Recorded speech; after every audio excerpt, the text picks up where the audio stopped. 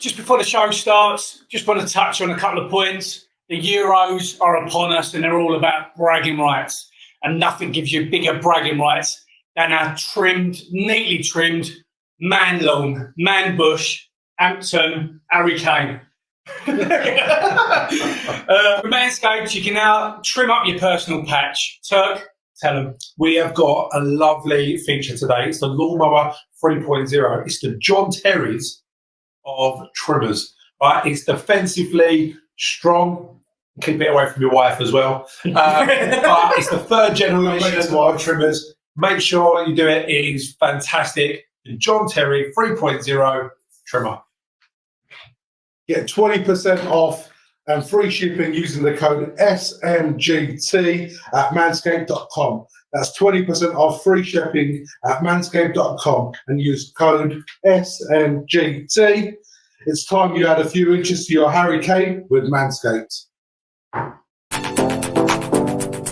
Feel it coming on. I waited for so long. Feel it come my way. Each and every day. By the time I put on my shoes, I already had the groove. Benediction in the morning. Good morning, guys. Welcome to Saturday Morning G&T. Saturday vibes. Nice Saturday tune. How are we doing, guys? Okay. All good, really good. Good. Yeah, Look at that. End of the show. Everyone good? Sweet. Right over there, mate. Yeah, very good, thank you. Good. Good week. Looking forward to seeing what you can do next week, mate. We'll get onto that, certainly. Not a normal style. First off, I wanted to get started on a bit of a pet peeve, bit of a rant. Matt Hancock. What are you doing, mate? Matt Hancock has just been caught with I think her name's Gina Coladangelo, in a little... That's one of his aides, isn't it? It is one of his aides on the CCTV footage. In the office. In the office. This is a catalogue of errors for Matt Hancock. I can only see it going one way, really, but Matt Hancock, mate, honestly, you're telling us to stay isolated, stay safe, socially distance, and you don't practice that, mate. You've allowed the Scottish national team to come down. You've allowed them to, with an infected player, you've allowed all the Scottish fans to come into this country, down here, no issues whatsoever, go back up. It's ridiculous. What do you think, guys? I mean, the first thing I thought was cheeky bastard, because ultimately, like you said, we are supposed to be looking at all of these rules and, we've only just been able to hug our family members and stuff like that. He looks like he's having a cheeky little fondle. So, I mean, is that allowed? Is that allowed in the workplace currently? Is that part of the... They're part of the fondle and tongue bubble. Can we do that now? Is that? I mean, not with each other, mate. No. I mean, those days are over for me. But I mean, look, that's another topic. That relationships in an office and in a workplace. But at the moment, our current climate, I think he's overstepped the line a little bit there, and. I don't know too much of the background on it. The footage itself, was it on a night out? No, it was in the office. It's in the office. So it's in the office. So the problem being with this, the problem I've got with this, which is quite transparent in my eyes, is that someone's obviously looked at this footage, got this footage, and felt the need to leak it. That's what they've obviously had. What's happened? It's happened over a month ago. Yeah. So they've obviously timed it, like in most things in the media, has gone out with an agenda. What's the agenda? I think the agenda is, I mean, there's obviously the Dominic Cummings text messages that have been released, which we'll put on the screen here, basically stating that Matt Hancock is useless, with a swear word before that, which I won't repeat. I think now this might be the government's way of ousting Hancock without it reflecting on the government as so they're inept, basically. Because I can't see any other way for Hancock apart from either stepping down or being dismissed, because he's breached COVID rules. I mean, there's a lot, as I say, there's a catalogue of errors with Matt Hancock. There was an infamous GMTV, or whatever it's called, Good Morning Britain, interview with Matt Hancock there with the fake. Do you remember that? When he sat there, when we've got the vaccine, he's sitting there crying, and it's just so pathetic. As well as that, mate, just the next thing on that, there was also a lot of GMTV, or Good Morning Britain, I don't know why I keep calling it GMTV, footage with Hancock there with sitting there in the background. He's got pictures up of like and books and photos of his family and bits and pieces. And there was a pub in the background. Now it turns out the pub in the background was his friend's pub, and it's a historical pub. Nobody really took much notice of it until it come out and it was leaked that the owner of this pub got the contracts for the PPE products for the government, which was apparently in shortage, which has now come out that there was no shortage of PPE. Yeah. After that stage, that photo miraculously went from the live stream that he was going on when he was coming on when we was in lockdown. So I really think this guy has a lot to answer for. Backhanders galore. Galore. Sounds of it. Galore. And I think that without going too much into it on the political side with the government, I think you're right. I think they've got a lot to answer for as a whole. And I think this could be the way of dealing with Matt Hancock in the right way, getting him out of it all, because he's got a lot to answer for, not only for his actions there, that's a minor thing, but for everything else that's come about, from what you just said, from backtracking on his comments that kids are not going to need to be vaccinated to now we need to vaccinate our kids. There's a lot of different things that have materialised. So for me and the government itself, I think it's going to be a quick way out for him. Yeah, I think firstly it's the moral issue as well. They're both married.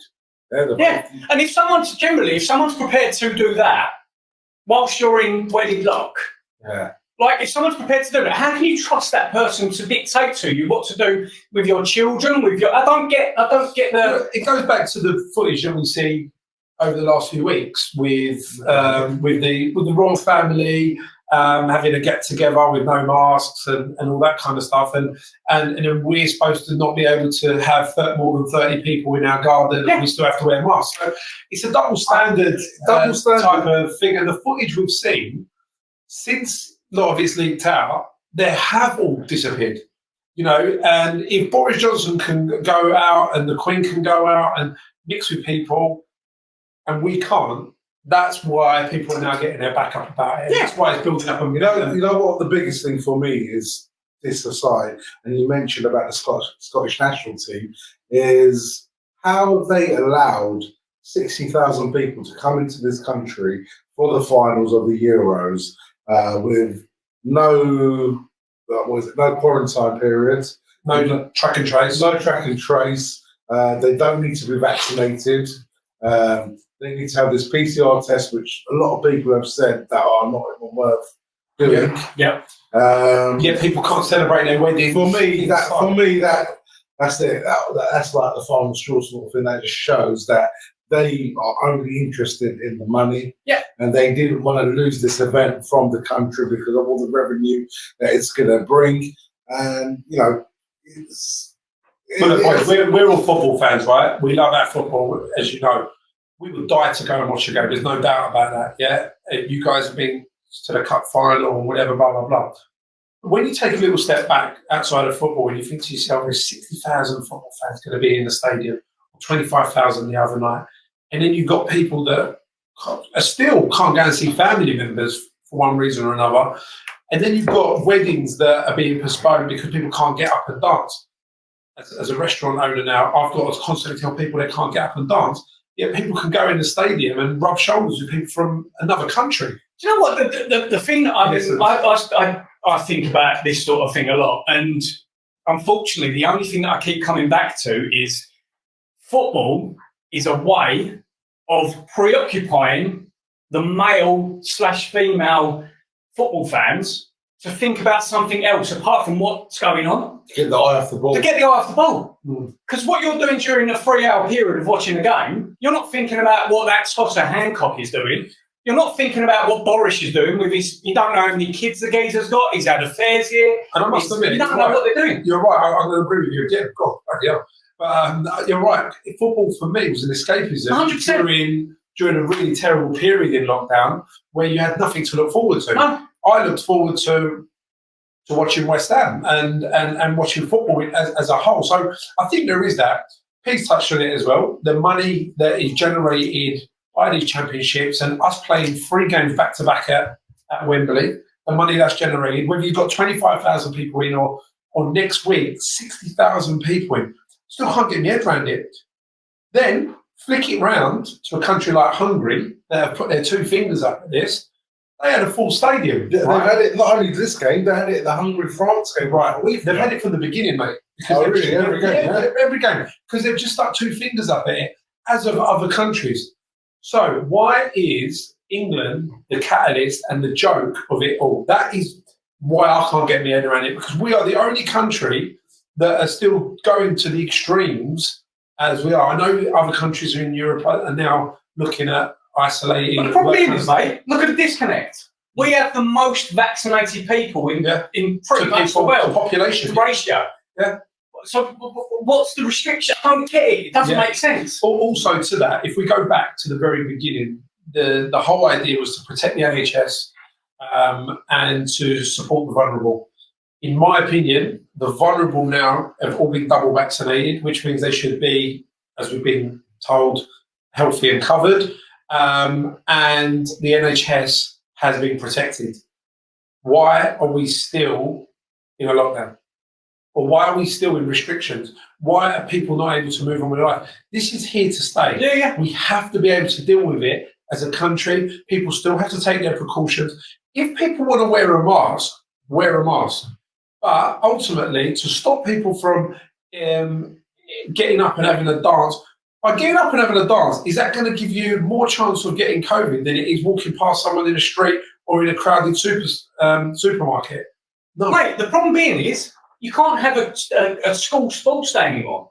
Yeah, there is. So you can go and have 60,000. They've been cancelled, isn't it? It has. Yeah. So you can have 60,000 people in a stadium to watch England and Scotland, or not England, Scotland, the semi-final. Yeah. Drinking, laughing, joking, which is great. Yeah. You can't have kids in a field. No. And it's not good. That is not good for the future of our kids. Look, let's face it, right? Jamie and Sienna are not going to represent Great Britain in the 100-metre sprint in a few years' time, right? Let's face it. I've got a cousin at the Olympics. Or the Edgar Spoon race. What it does is it gives them a little bit of a buzz, a little bit of sportsmanship with their friends, that little bit of competitive edge. It's a day out, and then the fathers get involved. It's a good thing to do. By stopping that, what you're actually doing is you're putting a massive stop on the kids' well-being, and they have suffered enough. This is going to have ramifications for the rest of their lives. I will never, ever, ever forgive them at all for putting that fear in me, at the beginning. That unfounded fear. I know we didn't know, and I know it was the unknown, but there's a lot of things there. I was scared to go out the door. Yeah. My mum and dad, I don't think my relationship You're really. for them, Yeah. No. My relationship still hasn't got back to You that were stage. scared to become that person that killed your parents, Your elders, and that is. No, mate, I will not forgive you. That's all we started. My youngest turned around the other day, was in the garden, she saw an aeroplane going around, and she was like, when can we go on an aeroplane? She was like, I've been a good girl, being in the... she's looking at it like she hasn't been good enough to go on a holiday. Mate, the kids used to at least one holiday or a small break, get something, and they haven't done nothing since last year. No. My last holiday was 2019. Yeah. We're 2021 now. I mean, holidays, if there was a major issue, that can go on the back burner. It can do. You can do bits and pieces. But I get exactly what you're saying. Like, you base that around, you've got used to a lifestyle, and that lifestyle's been taken away for reasons that still doesn't make sense. And it's that quality. Why do I go on holiday? Is for me, is the October half-term break that they get, which is 2 weeks, will be my time to get out of this country, go somewhere warm for 10 days or 2 weeks. Rest your mind. Spend quality time with my kids every day, morning, night. Yeah. No phones, no laptop. Well, you still get the phones and laptops and got to do a little bit of work. But other than that, it's just quality time that they're used to. And, what make it the man is you're going out there and you're actually experiencing different cultures and different climates. And even if you don't leave the country, having that time away, there's so many nice things to do in the UK as well. But even having that time away is priceless. And unfortunately, our kids are now a scapegoat for it, where they're not going to experience a lot of that. And that's a shame for them and for our mental health. People that work hard, we have our businesses and stuff like that. And that's not just for us. There's millions of people out there that all deserve a break, especially in the NHS. But they're not going to get it because of all this. You know what's really getting me is, one of my business partners has travelled to Italy to work in the window, etc. So I was meant to go out there, but I didn't want to come back and have to have that 10-day. But then if you have a third test, then you can come out of quarantine after 5 days because it's not on the green list yet. So for me personally, the flight to go to Milan, which I checked last week, for me to go this weekend or on Saturday or Sunday, was a score. Yeah. But the free test I've got to do to only have a 5-day quarantine will cost me in the region of about £300. Yeah, if not more. But then they announced the other day, or was it this morning or yesterday, that if you've had both vaccines, then you might not need to quarantine. But again, there's no... It's too many ifs and buts. It's too many ifs and buts. The thing for me that I foresee with these next steps is getting the people that haven't been vaccinated pressurised to be vaccinated, because all that's left at the minute, I think, are the people that are on the knife edge with it. So you've got a Delta vaccine, Delta variant now. You've got a Delta Plus variant now. Where's the one from South America coming as well now, isn't it? Yeah, so there's all these variants right now. Also, how do they define which variant the person's got? Well, the test don't bring that up. Today it was announced. How do you know if you've got a Delta or not? 97. No, obviously they are able to account for what variant it is according to. That's great. The test that we do. Yeah, they're saying it just says COVID. 97% is the Delta variant of the last 25,000 cases or 35,000 cases. Yeah, but mate, those little tests, the tests that are freely available, given out for free now, say COVID or not COVID. They don't say Delta. They don't say India and China. They don't say that. They just say COVID. So how the bloody hell are you basing figures? Like with everything else, just made up, isn't it? Yeah. How are you basing figures on stuff? I had COVID. My wife had COVID. I know this. I've not gone on figures anyway. I didn't go to hospital or anything. We just stayed indoors, isolated like we was meant to. So that's two in one household. Yeah. So how are you basing figures on, like, none of it makes sense. No. But we spoke about school sports day. Someone that's only just come out of their school sports day, Billy Gilmore, tested positive recently. This doesn't make sense as well. So Billy Gilmore tested positive the day after England played Scotland. There's video footage of him cuddling Mason Mount and who was it? Chilwell. Those two had to stay away from the England. But the rest of the Scotland team. The rest of the Scotland team were fine. You're good. And the only reason why that is because there wasn't cameras on them. That's the only reason. You're telling me Billy Gilmore sat in the corner in the Scotland changing room and didn't mix with the other players? First of all, he'll have a roommate, right? He'll have a roommate anyway, so that's straight away that person. There's pictures of him and Steve Clark cuddling, the changing room, you name it. I want to know one thing though. When people go away with their country, right, they're in their bubble, they're together. How was he caught COVID? There's trainers and coaches and it could be something that's touching something. Okay, but then there's also going to be surely another case that if he's got it from the trainer. Yeah. So these people here, they're not isolating. The whole Scotland team is not isolating. Steve Clark is not isolating. And two of our players who have sat there, there's a photo of them, are isolating. They have been made an example of because of that. And it goes back to what we were saying about the whole Nick Hancock thing and stuff like that. Matt Hancock. Nick's his brother. No, Nick Hancock. It's double standards. And it's a shame because Mount and Chilwell, they're in a race to see if they're going to be available to play on Tuesday. Okay. They probably won't because they haven't trained with the team. Right, but what I'm saying is, why was Scotland, going back to the question is, why was the entire Scotland team, no one's come out and given us an answer. Everyone's asking this question. There is no answer for it. And it's a joke. Why are them two the only people that were self-isolating?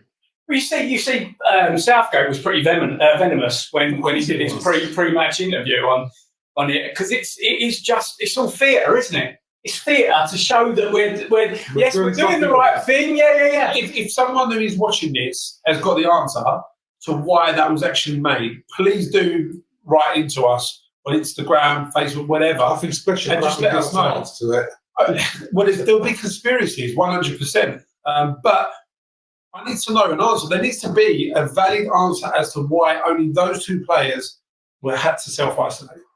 You can't tell me that Billy Gilmore sat in the changing room like this and didn't come within. After that man of the match performance, with everyone gassed that they didn't lose to England, we all predicted 3-1, 2-0, 3-0, and they got away with the result. As I said, he'll have a roommate. Yeah, and Billy Gilmore sat in the corner on his own. He will have a roommate in a hotel, and if you're in a room, which is probably. So you're telling me Steve Clark didn't hug him? He did. There's pictures of it. Give him a 5 while coming off the picture. There's pictures of it. I know. There's pictures of them hugging Steve Clark and things. So to me, then Steve Clark would have hugged or elbowed Gareth Southgate as well, and probably a few other England players. All of his old Scottish boys coming off the pitch and the rest of it. It doesn't make sense to me.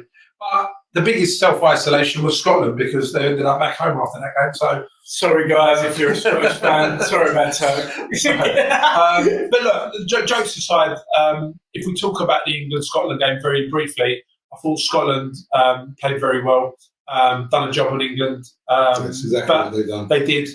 But unfortunately, there was a step too far with that Croatia game. And it was great to get that goal as well. It was a great finish by the young lad. But no, I meant the Scottish fella. But gave him a bit of hope. But yeah, unfortunately, Modric crushed the dreams. Very much so. Onwards and upwards onto the other games. I mean, what a blinding week that was in Euro 2020 with the France-Portugal game and the Hungary-Germany game. Both 2-2. They both literally, I was flicking between the two, and that was, for me, everything that international football should be about. Yeah, 100%. I had a quick little bet on the Penny Power, but other bettings are also available. And I predicted the Sweden result, the Spain result, the France and Portugal to draw, and I had Germany to beat Hungary. Mystic Turk. Germany, that's not mystic, like Germany let me down. Now, of all those teams, you think, and Germany let me down. Hungary, great, mate. You expect them to beat Hungary.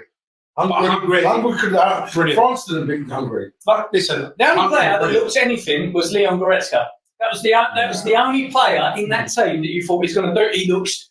He's got to be 6'2", 6'3". He's built like a brick crap house. I think that night the tournament come alive though for me. Like you said, flicking through both games and seeing that. It was the penalty. Honestly though, how was that a penalty? Oh, what, Mbappe's one? Mbappe's one. Yeah. If that's a penalty, you're giving away 6 every game.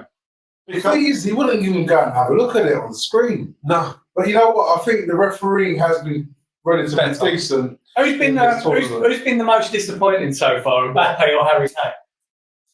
Got to be Kane there. Mbappe scored. Yeah, is he? I think Kane for me only because he's the main man for England. Whereas I think with France, they've got a few other strong players there as well. And I think that Mbappe is still young enough to turn it around, and he's played a little bit more wider than normal. But we touched on it. I think if Harry Kane gets a bit more service, I think we'll see a better. He needs to get some service. But he's had one shot, hasn't he? One shot in the 3 games. I've been disappointed with him overall. He was better in the last game, dropping deep, linking things up. But that's because you had Grealish starting the game, and it was a lot better than. Look, I think Kane will go and score against Germany. The setup was good. That's Harry Kane, isn't it? It'll be a penalty. But that might push him on, and that's what he needs. Yeah. But he did have a good chance, that header. In my opinion, I think that when the ball comes across the ball, yeah, I think you could. I think Harry Kane. That's the Harry Kane. We're going to touch upon the Harry Kane scenario in itself a little bit later. Just want to touch upon sort of France. Would you would you deem France as still the favourites for the tournament? Because Pogba's playing. He's had he steps up. He's got Kante next to him. That was to Benzema, by the way. Not only that one, it's all throughout the game, mate. The way, let's just rephrase that. All throughout the tournament, even against Hungary and all the games that he's played, Pogba looks like a different beast. Like he looks every bit of. Has he still only got 1 year in his contract though? Yeah, of course. It's sitting down at the moment. That's what he does. Did you see how he done his hair black and white? And then he commented about, oh yeah, I do my hair different all the time. Don't comment back Juventus. That can't be an option, surely. I mean, that geezer, I think he wants to stay at Man United, and I think he's had a good end to the season. He's had a great tournament, and I think France are there. But if I look at the way that the draw's set out, I would expect England now to get to the final. I don't fear anyone now. If they can even the holidays. Yeah. If we beat Germany Tuesday, we should be on final. Is that going to go to penalties, and are we going to actually beat them? We'll go into our predictions a bit later on, but I fancy it. We're on the good side of the draw, aren't we? I mean, did you watch the bulk of the Hungary-Germany game? Not the bulk. No, the bulk. I was watching the France-Portugal. Yeah. So the Hungary-Germany game was I didn't actually flick until afterwards. I watched the whole of the Hungary-Germany game. They were not impressive whatsoever. They were not in. Neuer in goal is the number one goalkeeper in the world. I think. Yeah. I think. But apart from that, the defence didn't look great. Hungary were. What were Hungary doing? Hummels was a great defender. What were Hungary doing that you think that England can capitalise on? They had a great striker, a great performance from a striker. Oh, we ain't got that then. No. Well, he is in that sort of stamp. He was a hold-up player, but he was... He loves it this way. Well, he wasn't a West Ham striker. Our best strikers play yeah. So yeah, they had a good hold-up striker. The name escapes me, but they wasn't particularly hitting him. There was soaking up the pressure. They were sitting back, but they were hungry. It was a tactical masterclass. 100%. Marco Rossi's done really, really well with his Italian manager. He's done well. Do you think we'll sit back low? Sorry? I don't. Do you think we'll sit back and counter attack? Yeah. You think we will soak it up and then? I think we'll try. I think we'll just do a Southgate special. I think we'll end up sitting back. I think we might play three at the back. Yeah. I can see him going three at the back. I think it'll probably be Trippier at left back. Left wing back. Yep. Wow. Again, sure. It's trustworthy. I mean, but I don't think that's the best option. But I think that's. If they're going to play three at the back, there's got to be Walker with Maguire and Stones. That's got to be the three. There's obviously an argument with Tyler Mings doing well. Yeah. I think Tyler Mings has had a good tournament. But for me, you've got to have. He wins everything in there. You have Walker, Maguire, and Stones as your back three if you're going to go for it. I don't think you need Mings and Maguire because you've got Mings there for the headers. And you know what, Mings came on the other day as well, didn't he? He came on and sort of. He's a good player, there's no doubt. He is, of course, but it's about having that depth in the squad and being able to cover exactly what we did at the beginning of the tournament with Maguire not being available. But again, in that last game against the Czech Republic, Maguire has shown why he's so crucial to us. And I think even with Jordan Henderson coming on in that second half instead of Declan Rice, he adds a lot to that team just in terms of mentality. He's a winner, really. Yeah, of course he is. Well, absolute winner. The only thing I could say on the Rice situation, England's not played him the same way as West Ham played him. Right? At West Ham, he doesn't play that deep as a defensive midfielder. He actually is a box. He drives the ball forward where you get the best out of it. So I don't know if he's looking at him like a third centre back, which is maybe why we won't play three at the back because Rice plays so deep. You know how he plays it is how he was playing Eric Dyer for England and Tottenham previously when Pond was there, where he plays it. It's a bit of an upgrade. when the wing backs go forward, he drops back. That's what I mean. Third man, and I can see that happening. But I can see him doing three at the back. I can see him doing the two holding midfielders again. I really can see it. And I don't think that's the way forward. I know Hungary had a good performance, but... Mate, if you play two holding midfielders against the Czech Republic and Scotland, you're going to play them again. I think he's done it to get him used to it. Yeah, I know, but I don't think that's bad. Whether it be Rice and Phillips, Henderson. It's going to be. It's got to be Rice. I don't think that's a problem. It's then allowing Grealish, whether it's Mount, Foden, whoever, to be able to bomb forward and to support Kane. Does Foden come back into that team? Yeah. I think he's going to be. I think Sterling's going to play. Sterling will play. Exactly. So It's going to be Sterling, Foden, and Kane. Yeah. So what? Grealish is dropped now. Yeah. Wow. Yeah. I don't think he'll drop Grealish. I think he will. I But he shouldn't. don't think he trusts him in a game like that. No, but I think he will, but he shouldn't. I think he For thinks me, the creativity comes from For Foden. those two. You look, if you want to get the best out of Harry Kane, you need people to bomb on, right? Sterling used to be that player. I don't see him bombing on down the wing, crossing that ball in for Kane. Foden, I see him cutting in, being tricky. Kane, you're going to get the best out of Kane. I don't think we've got any crosses in. We've not played like that. Well, we've our got wing backs. Grealish crossed the ball over there. You got Sancho on the bench. That's a good point. But that was due to Sterling making those runs behind, and he's actually done that really, really well. Within the first 2 minutes, he scored, didn't he? And that was the same with the previous games. Yeah.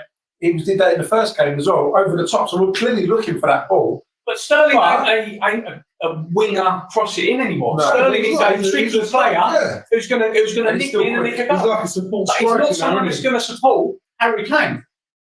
He's not. But then Harry Kane's dropping so deep. So how can you support someone who's playing further back than you? Precisely. That's the There's problem. times when he's playing deeper than Rice and Phillips. You go and get Harry Kane deep, and he's looking for runners to bomb on through there. Yeah. But Foden ain't that player. Foden is behind the striker, thread ball, be tricky, and that he's like a. For me, sounds harsh, but I don't think Foden should start the next. I don't think he should. Because it should be Sterling, Grealish, and Harry Kane. I think he's set for Grealish to start.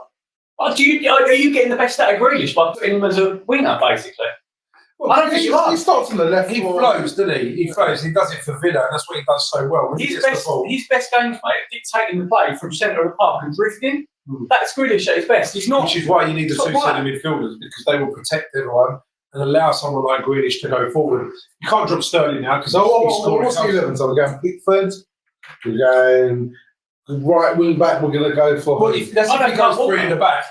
I'd have Carl Walker. What, so you wouldn't have it as the right centre back? No. Okay. I think he'll play four at the back, and I think he'll go. I think he'll go Shaw, Maguire, Stones, and then he'll go either Walker or Reece James, and then I think he'll still go with Phillips and Rice, and then I think he'll have Grealish, Sterling, Kane. We're still plus 10. And who are we missing out? Foden. We'll stick Foden in. So what, Foden plays deeper in the fourth. Foden sits behind Kane. He's not going to start Foden and Grealish. Cannot see it. It's Gareth Southgate. I think they could play together, but he's not going to do that, is he? Mount doesn't come back to the picture, does he? Well, he's not allowed yet, I don't think. No, I think he's back on Tuesday, eh? But he wouldn't come. You can't tell me he's been sitting in a hotel room, though, can you? Well, He's been training. they've said that they requested a special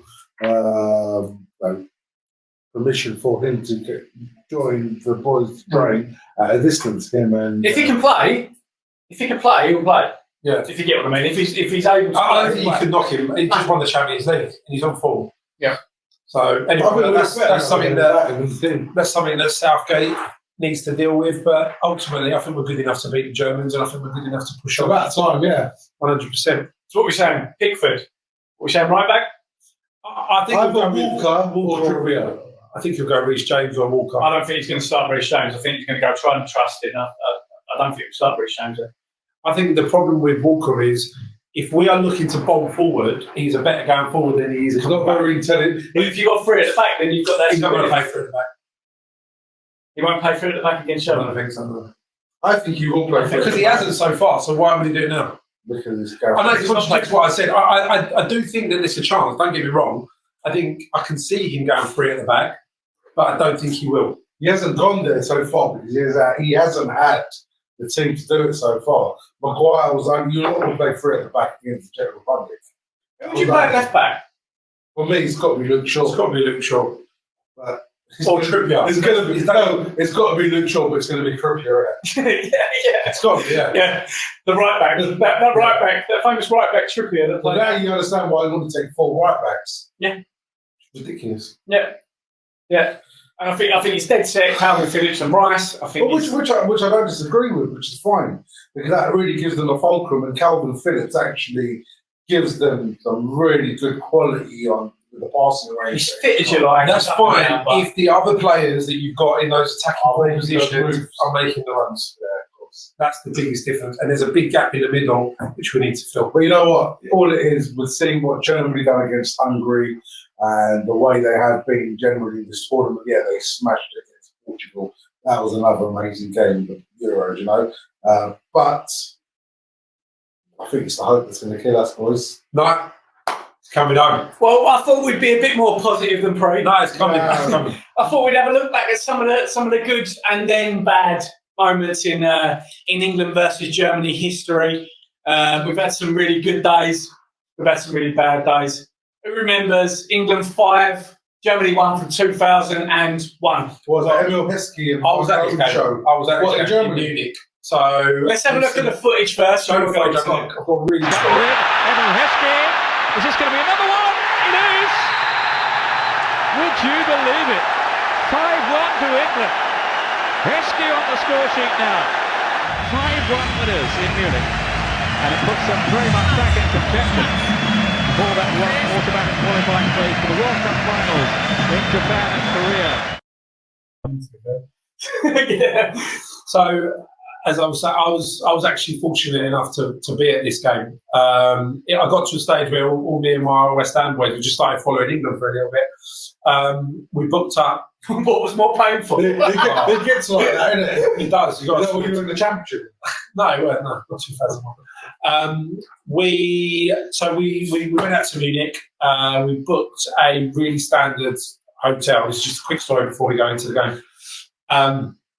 About a week before, we still hadn't paid for the hotel. So we phoned up and we was like, we need a couple of days before, we need to pay for our hotel. We're panicking a little bit now.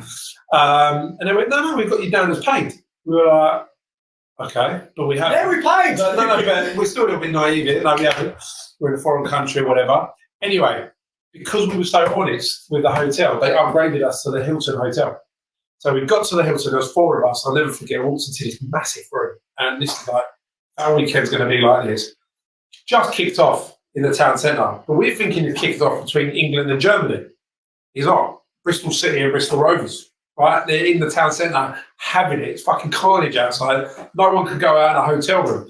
Eventually it calmed down. We go out. We went out drinking with the Germans. And it was such a good laugh. No animosity, no fights, Good beer. nothing. Good beer. It was just so good. I'm 21 years old. I'm 18, whatever I am then. And I'm absolutely buzzing. I'm around West Ham fans, England fans. It was brilliant. Great picture of me in the Sun newspaper as well, climbing on the fence. And you don't expect to go win 5-1 after going 1-0 down. And the biggest thing I would notice differently from going to international football was the atmosphere is so different, and you're kind of caged up. And Especially if you're with English fans. yeah, Like that, and I never forget it. Even from the turbulence on going on Air France to Germany and thinking that it was all over to It is now. to being at the game, and that still is the best game I've ever been to. We had Michael Owen there with a hat trick. You had Gerrard there, and you had Emil Heskey, and then a Yanker. Remember Yanker for Germany, the big striker. But that stage, Germany were on the decline. At that stage, it weren't the German team of Euro '96. It was, and they had a major reshuffle. It was at the end of that sort of cycle. Yeah. Having said that, did they not beat us 1-0 at Wembley that year? Well, On the reverse fixture. Didi Hamann, yeah. The reverse fixture. The last game at Wembley. Before they knocked the twin So towers I know they weren't necessarily the Germany, But they're still Germans. but they were still a good team. But that was And Kevin Keegan as manager. no, this one wasn't. No, no, that wasn't. That was And this 5-1 win was the performance itself was unreal after going 1-0 down. So Yeah, remember fond memories of that one. What's your memories of that, mate? What stood out to you? I mean, you had Owen there with a hat trick. You had Emil Heskey there, who was probably underrated as a Them two as a partnership. You know when they say players make better, especially strikers, and this is more back in the day than now. Yeah. Like, you know, when two together, you had like the Sheriff and Sutton. You had the Sheringham and Shearer. York and Cole. Yeah, York and Cole, Sheringham and Shearer. Yes, yes. Yeah. Yeah. For me, that was probably the biggest standout. Them two as a Do you know what's really partnership. sad about that now is that you don't really get partnership because so many teams play one up front. Yeah. I know you can still say Kane and Song. It's not the same. No. Do you know what I mean? But that two up front, how many teams play it now? Leicester? Anyone else? Leicester. Leicester only just started. Burnley do. Towards the end of the season. Yeah. Burnley do. Burnley do. Burnley do. But that That's what I think. I think Burnley we has used to to have it more with of a Hearts back and Kitson, right? And it worked so good for us. That little large Cotty and McAvenny. Mate, Crouch and Defoe. Right. So you don't get that anymore because so many teams don't play. You look at Bayern Munich, Lewandowski. That's it. Yeah. You get Lewandowski and you get three You guys. see his goal the other day for Poland. Yeah. Oh my God. Well, there's a major link with Lewandowski and I think it's Lewandowski and Grealish they're talking about. I think it was Man City they were talking about, but I cannot see Lewandowski now. Yeah, you can see Grealish going to City though. They're going hard, mate. Imagine they got. They want supposedly they want Saka, Grealish, and Kane. We're going to touch upon that later. Mate, that's nuts, isn't it? We're going to touch upon the transfers later. You know what we missed on that? You know what the player that we missed? We're doing our 11th Saka.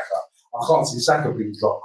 I can see Saka being dropped. You can see him being dropped. I can't. He Not should after that have. He performance. should have He been dropped. He'll be in instead of Foden then. Yeah. He should be. He was outstanding. Mate, you're probably going to take the right back. He picked up the ball. Do you know what he did different? He turned and just run. Yeah. And that is not what defenders want. Defenders do not want to be on the back foot. They want to be up and close against them. But if you've got Saka running at you at that pace, he was outstanding. But the highlight for Arsenal fans, I think. What I don't get is how Sancho's like Is that a brought on. We'll touch upon that in a minute. There's a bit in a minute that we're going to talk We're going to about. touch on that, Pete. We're going to touch on that, mate. Read the script. On to the next one. Fond memories of Euro 96? Oh, amazing, mate. Yeah, to anyone in the Ganshill area, that's where it went off on the roundabout. I do remember that. Fond memories of watching England Euro 96. You got a clip for us, Glenn? Certainly do. Well, I'm waiting for it. There we go. Still pains me. Still today. does a little bit, yeah. Well, that was when I believed, man. I really. But that game I ended. still believe. That game ended 1-1 in 90 minutes. How close? Shearer and Cunt scored. How close in extra time when Gazza's a ball toe. came in? Gazza's toe. Oh man! Gazza's toe away. And that's the margins that you're talking about at that level. And that was when Germany were a very, very good side. But look, we had a very, very good England side. We We had a very good England Marcus side. Babel. Even Anderton for us. Anderson was levels, mate. He was always injured, but he was. No, I know, but what I'm saying is Every time the tournaments come up, we miraculously got fit. We had a very, very good team. And Was Ricky Bobby in that team as well? yeah, he was in the squad. He was in the He was a squad. player as well. He was in the squad. But you look at that, the Gazzas, the McManamans, the Sheringham, Shearer, like we were solid. Tony Adams at Paul the back. Merson couldn't get in the team. No. And Merce was playing well then as well. Yeah. Was it Arsenal Middlesbrough then? Arsenal. And that's, I think, 96. I think he went 97 or 98 Yeah. went to Middlesbrough. Yeah. But you look, you had a young Gary Neville who was solid as you like at that stage. Like, solid as you like. Tony Adams there. Tony Adams was a mountain at that stage. Yeah. He's an absolute. That's because his whole mindset had been changed by, what's his name, by Wenger as well. I think as a nation, I don't think we've ever recovered from that. How good was Shearer though? It was Holland, Shearer, that Holland game, that it was unreal. I remember watching that. all I and just remember from thinking, Euro this guy is 96 in unreal. Holland is Dennis Bergkamp's goal. Yeah. But that was in Euro 96, that was the World Cup. World Cup. Yeah. But that goal, just when you say Holland and that era, that goal. But just that sticks year, out. 1996, was, I thought, as an Englishman watching it, I thought Shearer has got to win the Ballon d'Or. Then you get to that Ballon d'Or ceremony. Ronaldo wins it, George Weah second, Alan Shearer third. You can't really argue with that. Look at the calibre of those strikers. He didn't win nothing. No, I know. But as an individual, scoring that amount of goals. That's what it is. It's an individual. It's an individual thing. Look, Listen, Ballon d'Or is always got to be, it's got to be the individual level. It's more politics now, though. How was Harry Kane not the player of the season last season? He had the most goals, most assists. Yeah, he had to be the player of the season. But he got given to Ruben Diaz because he's come into the Premier League.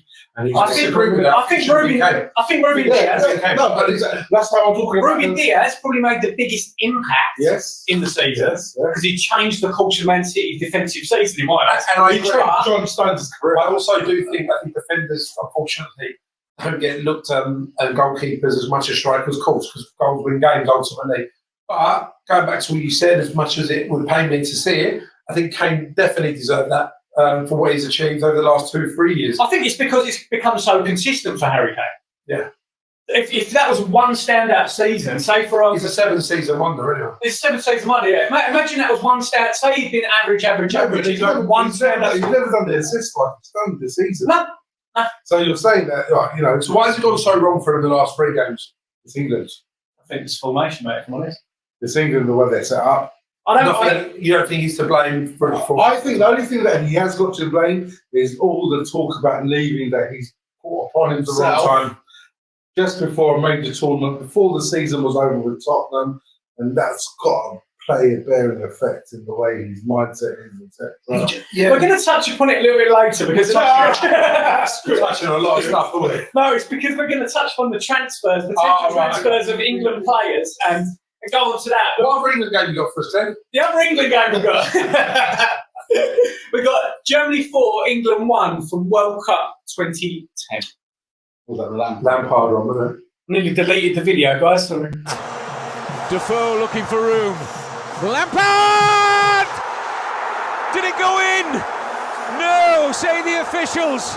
Over the line or not? Yes, most definitely. It's well over. England are denied an equaliser. I mean, goal line technology has been one of the best things to come into the game, right? The little watch, boom, it's come over. That was so far over that even on the naked eye in a pub when I was drunk, I knew it was in. There was no two questions. I was in the Monkums. It was that far over the line. I was in the Monkums and there was no debate over it. There was no debate. There was no debate. It wasn't like, was it? It was so far over. It was as bad as the Premier League. And none of them made us 2-2. What I will say, it would have made us 2-2, but what I will say, in the build-up to that, we were shocking. Yeah. They could have changed the rules. Goals change games, they 100% do. Matthew Upson scored, didn't he, to make it 2-1? Yeah, it was Upson scored for England. You had Miroslav Klose, absolute legend. Yeah. Lucas Podolski scored for him. At that stage, he was on top form. Dynamite like left foot. And believe it or not, Muller. Touch on that, like. Muller, 2010. I'm touching your Jordan. Thomas Muller, 2010, scored 2 goals against England. Yeah. What a career that guy's had. Well, you know what? He's had a renaissance over the last season or so. He hasn't had a great season in Bayern this year, but coming up to the Euros, the guy's got back on it and got back into the German team. Have you ever heard what he says about himself? He says, I know I'm not the quickest. I know I'm not the most powerful. I know I'm not the best finisher. I work harder than anyone else. And I've got, he thinks out of the box with things. You look at him, if you smash a ball at him, he won't instantly control it with one touch. He's not that sort of player. But he thinks out of the box with things, and if ever, his instinct is better than anybody else. Well, that's 70% of being a forward player. It bases in the right position at the right time. So if you finish it, then you become a great player. Yeah. Or you become like Werner, become like the German Shane Long. He's been very fortunate though in the fact that he has been at Bayern, because I can't imagine that sort of player. Say he's in, I don't know, a West Ham, Tottenham, that sort of team. Just brains alone wouldn't have got him through with that because he wouldn't get the opportunities to utilise his brains on that. Do you get what I mean? Like he's been but you cannot fault that guy. Look at the trophy cabinet. Well, I think it helps when you play for such a team like Bayern. I think if you're at West Ham, Tottenham, as you mentioned, just that alone isn't going to be enough because you're not going to get the service and as much as he was in Bayern. And not only that, the league, the German league, if you have Bayern Munich, apart from probably 2-3 games a year, you know, you're odds on to win pretty much every game. You're going to get chances. Yeah. Do you know what I mean? He was linked to Man United a couple of seasons ago. I thought that wouldn't be a good I couldn't sign. see him leaving anyway, to be honest with you. He's just, you know, He is Bayern, isn't he? yeah, good player, great player. Great player. So another great player. Someone who captivated the English fans' hearts. The game that's synonymous with Paul Gascoigne. World Cup 1990. England won, Germany won. Gary Lineker scoring for England there. I can't pronounce the name, but it's Bremy. I think it is. But this was the moment that stood out to me. Oh, gone. Couldn't get the volume on it. Yeah. There we go. Have a word. Because he knew he missed the final, didn't he? Yeah. I remember this so clearly. I was only 8. Mad, isn't it? That was such a sort of moment. wasn't it? Iconic, isn't it? Yeah. Really, I mean, I was just saying. Italia 90, that whole World Cup was just, there were so many legends It was playing in brilliant. it. And you know, I was I just about remember 1986, the World Cup in I '86. was born in that year, so Yeah. So that's when my real love for football come in, watching the '86 World Cup with family and stuff like that on the box. But then 1990 is when you really understand it. 1990 for me was the first tournament. I remember thinking, wow, there's international football and this is it, Schillaci and all that kind of I stuff. was Skylacci, But that game there, I goalkeeper. still remember it really clearly as an 8-year-old. And yeah, I can distinctively tell you exactly where I was. I couldn't remember it, but that moment shows how passionate that guy was for wearing the 3 lines on his shirt. He knew that tackle, he was going to miss the final, and he was so determined that we were going to get to the final. And that's why he was so gutted. And you can see Gary Lineker have a word with him, and it just stands out, and he talks about it to this day. And again, what a great side we had then. And You see Gascoigne's tweet that he done the other day to Mason Mount, so they're not going to be able to make it. I'll take the place. I'll step in for you. That's brilliant. he was my idol. Like he was. I was a little chubby kid, and for me, like I just wanted to be Gazza. Yeah. Like Gazza was the man, regardless of any of the issues he had or the injuries that he had. I didn't really know about those issues at that age. I just saw this amazing player. And he had such a I remember personality. Newcastle at I think Tottenham. his issues come a little bit But I reckon they were probably still there, and he probably was living it up. But you know, it wasn't. There's no social media. The newspapers probably gave him a little bit more grace, I don't know, because he weren't that big a star yet. You know, when did he become a superstar? 1990 at Tottenham, when he got his massive move to Lazio. No, when he signed for Tottenham, Man United were up against Tottenham for it, and Alex Ferguson was trying to sign. You see, you're He just about to explode in Division 1 at that stage. In Division 2, wasn't it? In Division 2, wouldn't it? Because Newcastle were in the lower league at that stage. I mean, we'll never know if Ferguson got his hands on him. Could you imagine like what he done with Rooney's career? You can imagine someone like a Rooney having the same sort of trajectory if he wasn't managed. Do you get what I'm saying about that? Yeah, 100%. You've got certain players like that. And, you know, I think the best thing for someone like Rooney was staying in football. If he was to come out of football for a number of years, he'd end up being about 30 stone. He's that type of guy. He still loves his beer and his food and that. Being in football as a coach will tame him down a little bit. But someone like Gazza, who got the fame as quick as he did, he needed someone with an arm around him, and Fergie would have been the best person for him. And unfortunately, you know, we saw how his career ended up. But as a person, it's good to see he's back on the mend in some sort, and hopefully he'll stay that way because he's been brilliant. Absolutely. I mean, that game, obviously, the other two elements to it were Waddle's penalty and Stuart Pearce's penalty. Yeah. Stuart Pearce ended up sort of in the next tournament really redeeming himself. The passion shown when he scored that penalty against Spain, wasn't it? Will live on forever. I mean, Stuart Pearce is another person who's gone into England fans' hearts, regardless of who you support. Yeah. 100%. It goes back to what I was saying as well, the atmosphere, and everyone says this about the national team not singing the national anthem with heart and with pride. That 96 one, when you go up and down, you go up the line of the players, they were singing it, their Wembley was roaring. And I think that the players of today, I know they know what it means to play for England, but it's just not the same as when you watch other countries. Other countries, for me, the passion is just so much more greater. I'm not saying they love their country more. I just think that maybe they don't know it, the national anthem. I don't know, but it's not embedded into us. It's not as passionate. In other countries, the national anthem comes on. What does everyone do? Stand up, hand on heart. Do we do that here? Do we have flags on outside our house? If anyone did that, no, we're not in places. Yeah. Well, if anybody did that with their hand on the heart, they would say that's America. That's the standard thing that is said. You hear that all the time. That's why they're doing that. That's maybe, but even just driving around in the area now, you don't even see pubs with the England flags out of it. No, you know, you're not allowed to though. You know, but why? And this is what I'm saying. And then come Paddy's Day, everyone turns into a Irish and they've got their St. Patrick's hat on and they're drinking. St. George's Day, it doesn't happen. So I'm just going off the ball a little bit, but from a passion point of view, as a country, we've got a chance of getting into the quarterfinals of the cup. There's no one even got flags out or anything. I mean, I think it does get on from. We're big Germany and that changes life. I think so. You look at until now, it's been so like, you know. If we'd have gone to smash the couple of teams, yeah, we've not been on it. No, we have not been on it. We are the country that should be competing at every single tournament, and we should be getting in the semi-final of every tournament because we have the potential of being that good. But the problem is the country is so undivided.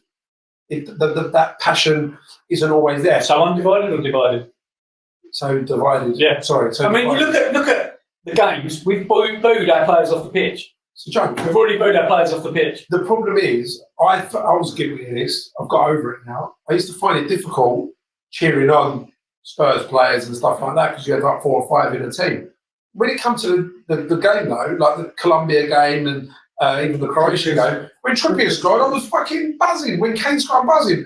Now I'm over it. Right? You kind of you mature a little bit. You do get over that. But as a country, that was only 3 years ago. Though. Yeah, I've matured a lot, mate. I've matured a lot.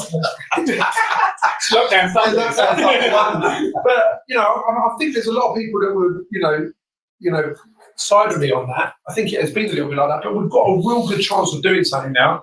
I think we need to get behind them as a country, and it starts from off the pitch to then on the pitch. I think you've got a player that can captivate the country in Grealish. Yeah. I think there's that player. You look at. I was watching him warming up, and I was getting excited, thinking that he's going to play for my country. Yeah.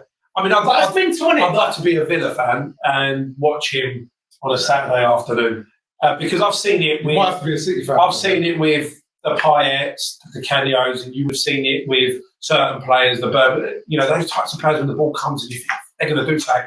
It's a great feeling when you've got that. When you don't have that, it's different. But Villa have got a but that's what I think you semi like when he come off. They booed. I can't remember who it was. Come on for him in the last game. They booed him going off, and then only when the other player come on. I can't remember who it was. Rashford, I think it was someone like that. It was yeah. They booed up until the point he come off the pitch, Grealish, and then when Rashford come on, there was a slight. I don't think anyone gets Gareth Southgate's sort of mentality. Sorry, guys. But look, listen, we can sit here, the 3 of us, and we will end up picking 3 different starting lineups. Agreed, but what I'm saying is there is a potential to get the country captivated by playing that one player. Yeah. There is. And it's not exactly. He is that player. He is that player. He is. The country ain't going to get excited by Harry Kane, unfortunately. There's so many judgments, so many memes, so many.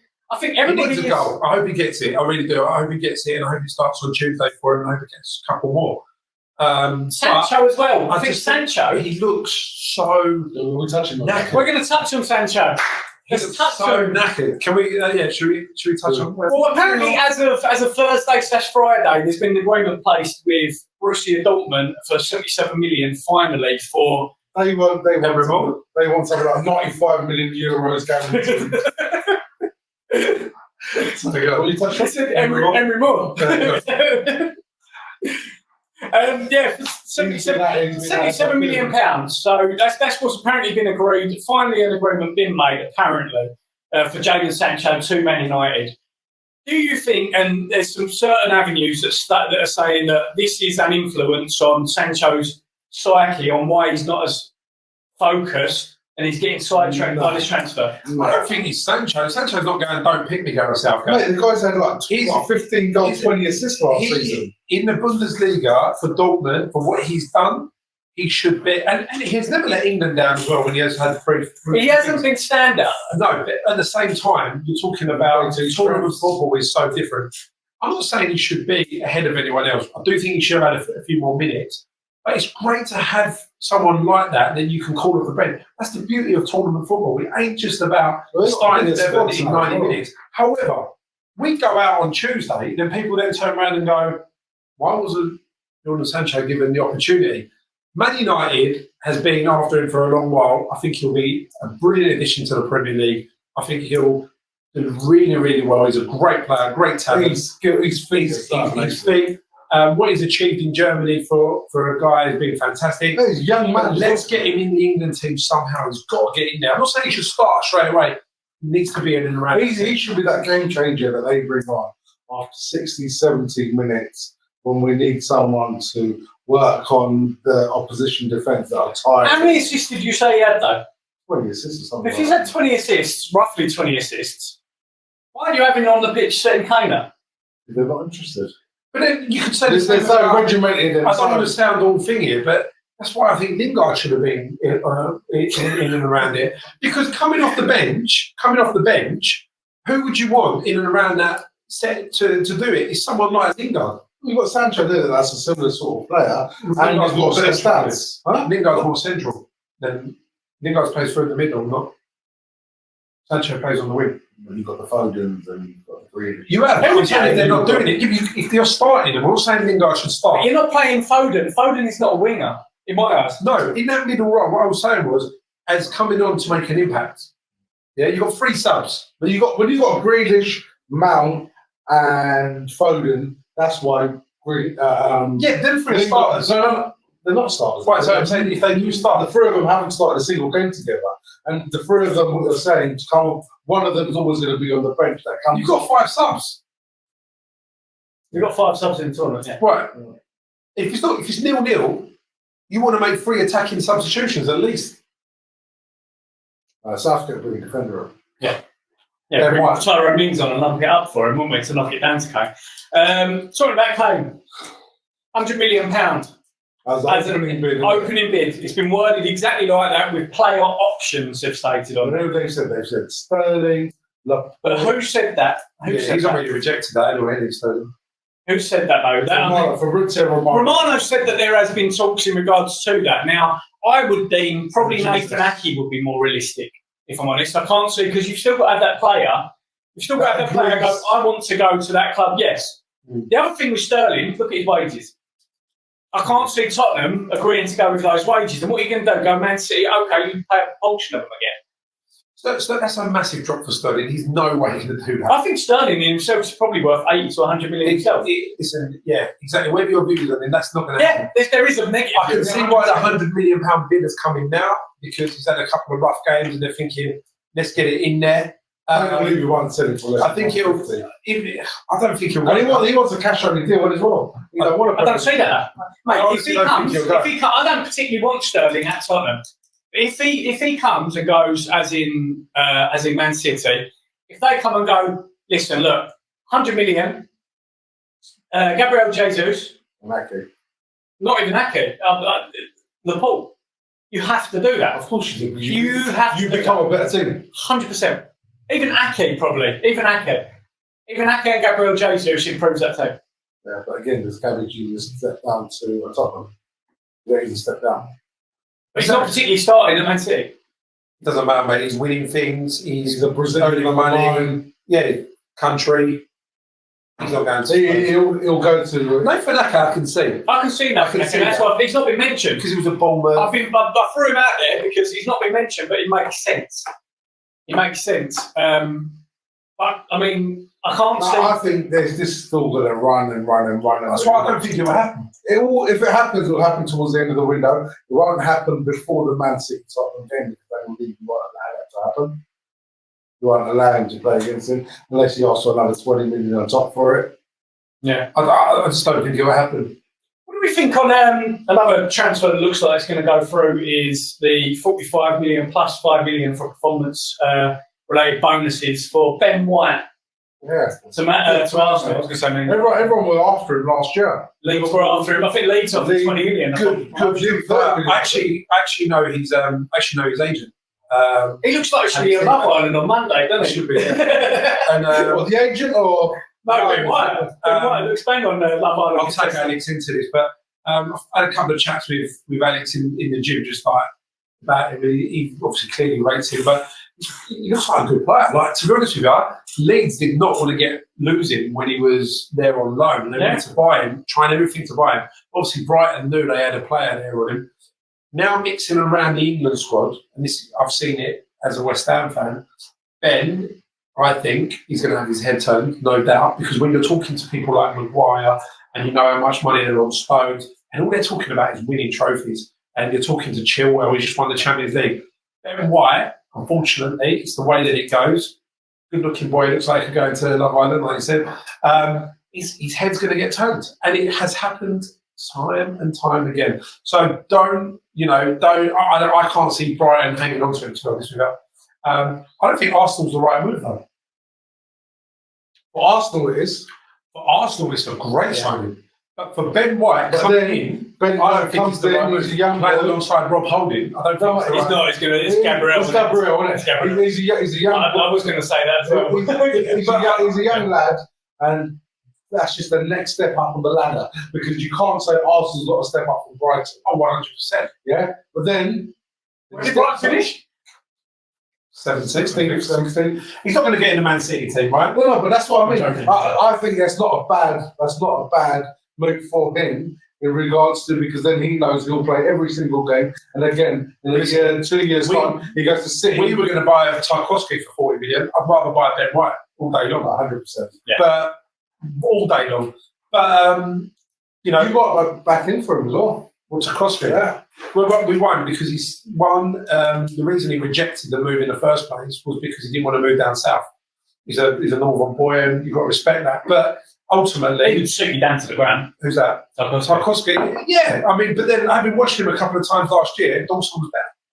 He's just a solid defender, Tarkowski. There's no airs or graces about it. Dawson, I don't know. When Dawson be consistently good over the years, We've got 2 tournaments that we've got to think about next year, so we're going to have 2 teams. That's it. You can't rely on that starting 11 to do both. It's impossible. Well, They're not good enough.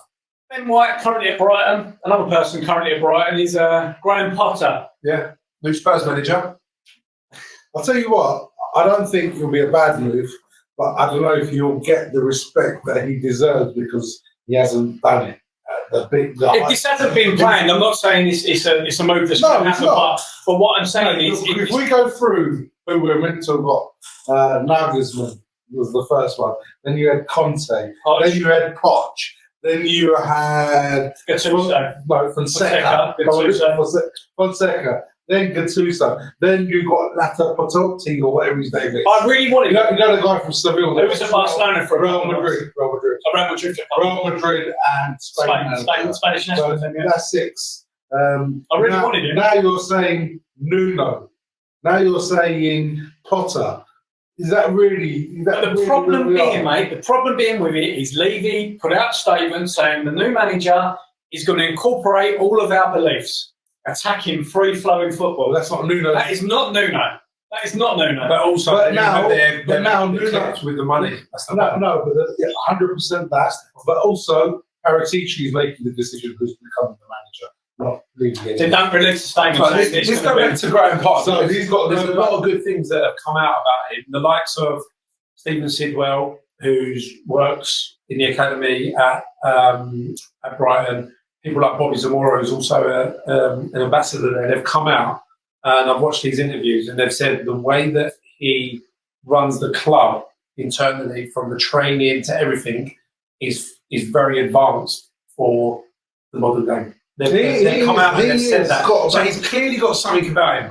However, is it a big job where could he grow Brighton more than he had? I mean, Brighton, they played some really good football, right? They just couldn't finish. So will he be the right man for the job initially for Tottenham? Will they give him the time? He will be the yes man. He's Swansea's team played really good. He will be the yes man that Levy wants. You look at the team that Brighton have got and how well they did, and they did that with that prolific striker. Yeah. If that Brighton team had a prolific striker, they would have been places above. Yeah. And they played really, really good football. When you look at the development of the players that were there as well, Yeah. and that's what you've got to look at. They've all improved there. 100%. I don't think, it should be frowned upon. He's clearly Look got at something Pochettino, about him. But he will be a yes man, and that's what Levy wants. Look at Pochettino when we first took him. We took him from Southampton, and everybody wasn't celebrating when we took him.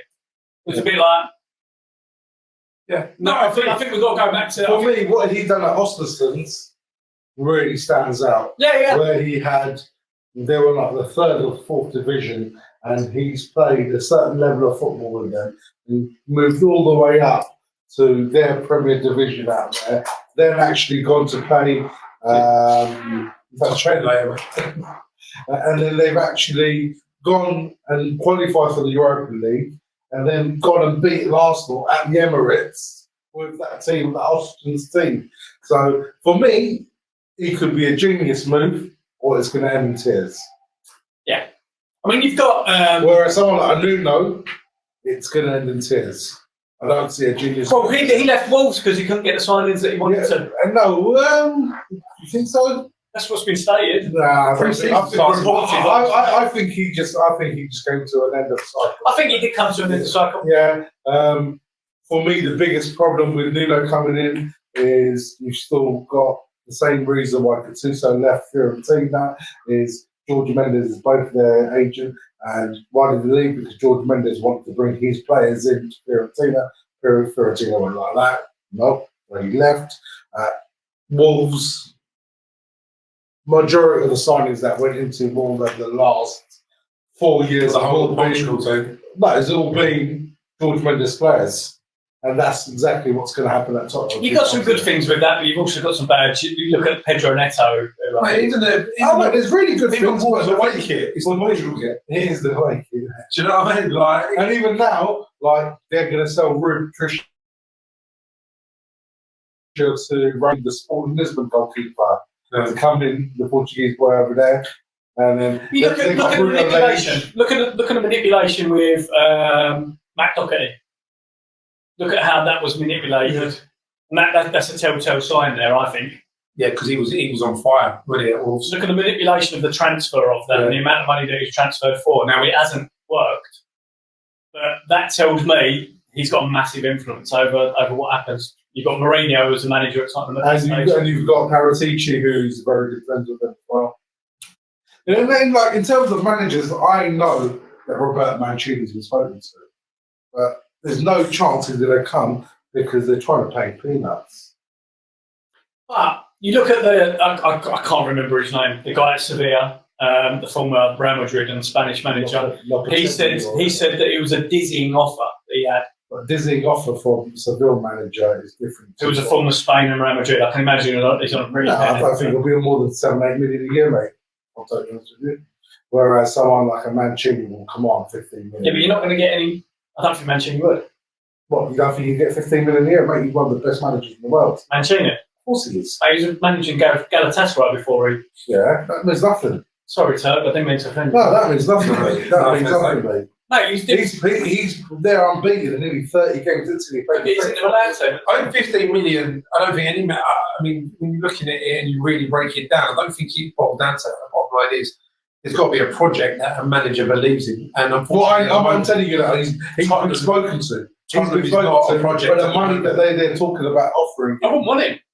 But that's your opinion. I would love him for that Mancini as our manager because I think tactically he's one of the most intelligent people and he plays football the right way and he produces it. But then that's why we're very dire. Huh? We're very dire in that thing. But that's a one player, isn't it? You can't put it down. I do not rate Mancini. He's blinding. His Italy team is blinding at the minute, granted. But his performances at Inter, his performances at Galatasaray, wins. He's not been pulling up trees, and he had that Man City team. I love this place. Never. I wouldn't have Winks in our team. Head of Rice and Souček. You might need them to replace them to them when they go. You look at Winks. Winks was in the England team before. Listen, all those players I mentioned, I won't have anywhere near. Yeah, of course, I would look at having Song and Kane and people like that. Of course, you would. Anyone would. There's no fan in the world. No. Mate, come to me. Can't get the Dutch team. What's that I'm saying? What? So you're saying Bergwijn is a good enough player to play for a top 6 team? Yes. Bergwijn's good enough for West Ham team. So why has he not done it at Spurs? Because he's got people in front of him. We had Bale, Son, Kane, Right. Lucas Moura. I forgot about Lucas Moura. Eric Lamela. Eric Lamela. How are you putting these players out? He's fucking pony. He's ponies. He is absolute pony. What has Eric Lamela done in the 6 years that he's been at Spurs? That's it. To be fair, That's all he's done. Zero bonus. he's the He's the pre-season king. Pre-season He's a great player, yeah. pre-season, and then he's shit. He had a really good season last season. He played well. How many goals has he got? 2? But is that what he's defining? A good player For a forward, yeah. He's not a forward though. So what is it? He's an attacking midfield player. Right. How many attacking midfielders have scored more goals than him? Most of them. Lingard scored more than him. Lingard's Lingard's understands that season, mate, to be fair. But, well, guys. Bowen. Gerard Bowen was better than him last season. Yeah, of course he is. Scored Because 9 goals. he's like, all your goals are spread over about 3 players. That's the best way. Is it? And we finished 6, you finished 7. That's the end of the show. Come on, you Lions. Get in. No. Come on, England. Oh, come on, England. Sorry. Come on, England.